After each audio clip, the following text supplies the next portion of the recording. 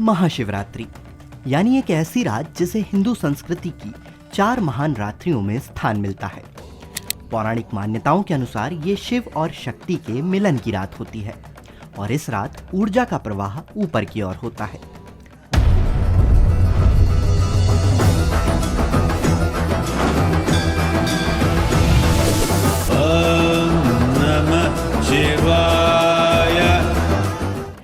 नमस्कार साथियों, भक्तवत्सल में आपका स्वागत है। आइए जानते हैं महाशिवरात्रि की पौराणिक कथा और इससे जुड़े कुछ इंटरेस्टिंग फैक्ट्स को। वैसे तो हिंदू कैलेंडर के प्रत्येक माह की कृष्ण पक्ष की चतुर्दशी को शिवरात्रि होती है, लेकिन फाल्गुन माह की चतुर्दशी पर आने वाली महारात्रि को महाशिवरात्रि कहा जाता है।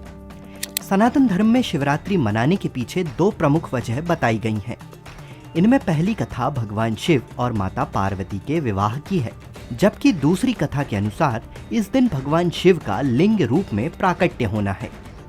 सबसे पहले जानते हैं शिव पार्वती के विवाह की कथा। दरअसल श्री रामचरितमानस और श्रीमद् भागवत पुराण की कथा के अनुसार एक बार माता सती और भगवान शिव आकाश मार्ग से कहीं जा रहे थे। तभी भोलेनाथ की नजर दंडकारण्य वन में श्री राम पर गई और उन्होंने भगवान राम को प्रणाम किया। ये देख माता सती चकित हो गईं और उनके मन में श्री राम की परीक्षा लेने का विचार आया।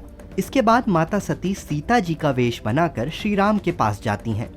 भगवान राम सती को देखकर ही पहचान लेते हैं और पूछते हैं, हे माँ, आप इस वन में भगवान शिव के बिना अकेली क्यों घूम रही हैं? भगवान राम की बात सुनकर माता सती वापस आ जाती हैं और शिव के पूछने पर झूठ बोलती हैं कि उन्होंने श्री राम की परीक्षा नहीं ली।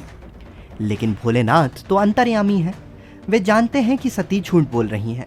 ये माता सीता का रूप धारण कर चुकी हैं, इसलिए अब सती के साथ पति पत्नी का रिश्ता नहीं निभाया जा सकता। ऐसा मानकर शिव मन ही मन सती का परित्याग कर देते हैं। इसके कुछ दिन बाद सती के पिता दक्ष एक यज्ञ करते हैं, लेकिन उसमें भगवान शिव को निमंत्रण नहीं मिलने से नाराज सती हवन कुंड में कूदकर खुद को भस्म कर लेती हैं। इसके बाद सती का नया जन्म हिमालय की पुत्री पार्वती के रूप में हुआ। पार्वती जन्म से ही अनन्य शिव भक्त थीं। देवर्षि नारद के कहने पर वे तपस्या करती हैं, जिससे प्रसन्न होकर भगवान शिव उन्हें अपनी अर्धांगिनी स्वीकार करने का आशीर्वाद देते हैं।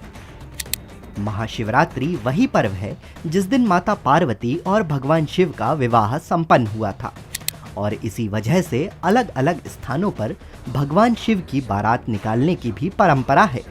आप इस महापर्व को किस तरह से मनाने वाले हैं, हमें कमेंट बॉक्स में बताएं और ऐसी ही रोचक जानकारी के लिए भक्तवत्सल को जरूर सब्सक्राइब करें। धन्यवाद।